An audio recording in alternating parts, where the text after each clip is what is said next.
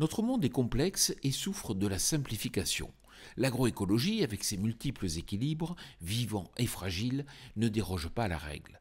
Tout doit être pris en compte. Par exemple, on parle souvent des nouvelles technologies comme d'une solution à de nombreuses problématiques en agriculture, sans, pour autant, se poser la question de leur impact carbone. Mais sait-on réellement le quantifier ?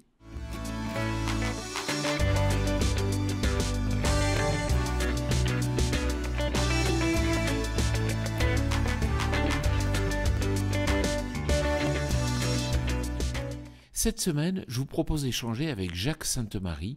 Il est mathématicien et chercheur à la Sorbonne et à l'INRIA. Jacques, vous dites que l'on ne doit pas sous-estimer l'impact des nouvelles technologies appliquées à l'agriculture ?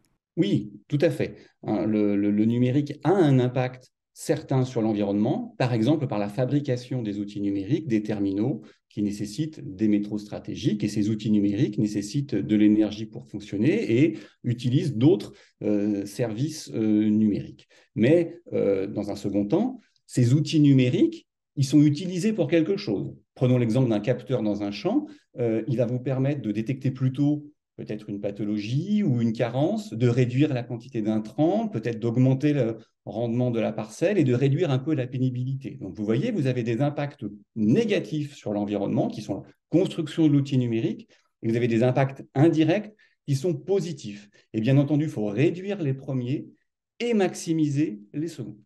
Mais savons-nous réellement quantifier cet impact carbone des outils numériques ? C'est vraiment un point clé.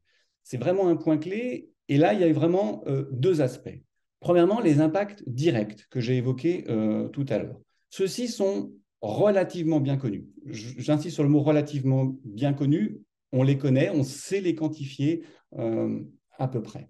Par contre, concernant les impacts indirects, c'est beaucoup plus difficile.